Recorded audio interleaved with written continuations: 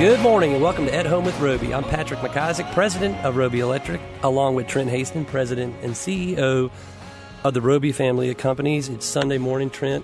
It's been a good week. I think the world knows that we record during the week before Sunday. They do. Knows. So let's talk about it because I want to talk about North Carolina basketball. So too. Please don't call in today because you get your feelings hurt. I hear every week I try to call in and tell you suck. No, sorry, but Tar Heel basketball. Let's hope we're in the middle of the week. Yes. They got two games they need to win. Go Heels! I put that at the end of every text, at the end of every email. Go Luke May. Man. How about Luke? He tells. I saw cool. a Twitter post from Ron Rivera, and I think at the end it said, "I'm glad you got your own Luke." I saw that. Well. Somebody, cool. Randy Burris, our good friend, retweeted, reshared that on Facebook. But no, I think it's really cool. Luke is a sophomore, right? I'm pretty sure he's a sophomore. He hails from Huntersville, and then also Kennedy Meeks went to West Charlotte. So that's pretty cool. But I think a lot of those guys are playing real good ball. And truly, I've thought all year long that every time Luke May gets in the game and does his role, he's done it really professionally and really well. And I think I've seen that maturation. And I think he's going to be a wonderful career player at the Hill. And two things about that guy is you're right. He took advantage of an opportunity. He was ready for his opportunity, which we talk about that a lot. And also, he told Roy Williams at the end of last season, they were doing their exit interviews, that he told him, "I'm going to work harder than any other player that you have." And he did. And we always talk about how hard work pays off. And in his case, he hit the game winner. I mean, do I compare him to Hunter Renfrow yet from Clemson? Who is that? He's a wide receiver that was the MVP. Remember? We don't have a basketball team that's very good, What's so I had that, to Division revert 3? back to the past. Oh. Yeah, it's Division 3. Golly. And I do need to remind you that next Sunday, if we're on this show, that we'll record, I think, next week on Tuesday. Or no, I think the game might not be over yet. It might not be over when we record. So I would love for South Carolina to win and North Carolina to win and us beat South Carolina by 32 points. Nothing better in my life.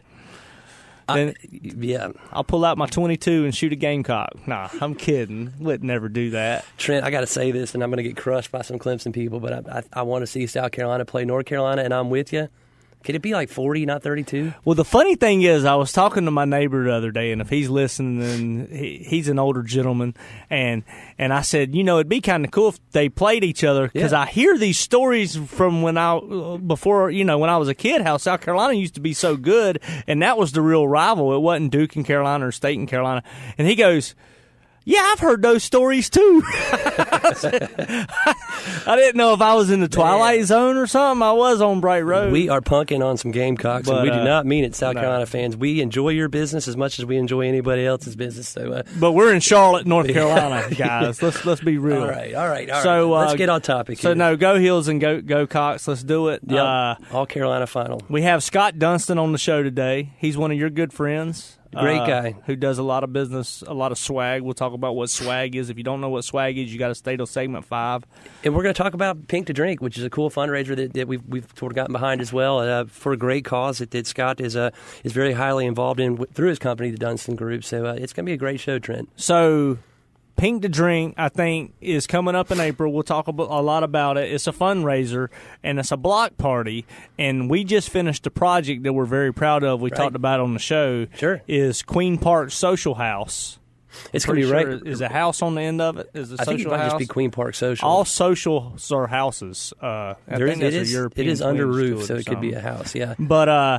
But if you can go to the block party, we're not going to steal his show and talk about our project, but it's a really cool project. It has a bowling alley and a lot of games that you can play. So block check party it out. Is with Sugar Creek and Old Meck. So you could walk right through Queen Park, check it out on your way from Old Meck to Sugar Creek or back from Sugar Creek to Old Meck. So you're right, Trent. It's going to be right there. While we got a couple of minutes, we haven't talked about Roby Realty in a little while. Could you give us an update on all things that are going on there? No, Roby Realty is doing wonderful. Sandy Thomas, our partner and our broker in charge, is doing great. Sales are wonderful. We're building our brokerage team, and we're also getting involved in some commercial endeavors as well. So it's just kind of the umbrella of our family is just taking hold. And they had an open house at the new office, right? It was kind of sort of Roby Commercial's old office, right? We did have an open house at our new office.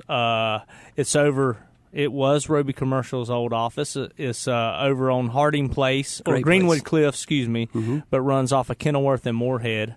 There's a section of houses in there that are businesses, really cool. It kind of gives you the feel of a good homey office, and it's got a beautiful view of the city. And then also there's a lot of really cool, trendy, high-rise projects going on around it with the multifamily. And then I think our good friend Peter Pappas has got a project that's going to start coming out of the ground here in the next couple months right in front of us. So it's very exciting, and it's actually kind of cool to see our company grow and go back to some places where we used to be, as we grew out of them. So we're really excited for Sandy, and I've jumped in for the last year. I mean the realty division is my baby as well, and I'm having a lot of fun with it. But I love talking about properties. I love talking about why things have value and don't have value, what hurts them, what helps them, and I just love dealing with people. So it's been a lot of fun for me to get my feet back on the ground, where my sole's down on my boots. So. Well, that's a good thing, and a good segue to the Scott Dunston and the Dunston Group is Scott and Brian Young and McLean in his office. They're right across the street on Moorhead. Yeah, literally in a building. I think it's maybe catty-cornered more, but right across the street. So I know they're neighbors with Roby Realty, and I'm sure they'll be paying a visit just to check it out, know it's in the neighborhood. Please do. Go see Sandy Thomas. Travis, who helps us in the studio, also works over at Roby Realty. So he can take you over there when we get off the show if you'd like to go see it. Absolutely. So, Trent, we're coming up on a break. We're going to have Scott Dunston in here from the Dunston Group, as we mentioned, talking about branding, we might talk a little entrepreneurship. We love that. I think that's probably our favorite thing to talk about. And then more importantly, we're going to talk about Pink to Drink, which is a great fundraiser that we're all getting behind. Folks, you're listening to At Home with Roby. We'll be right back.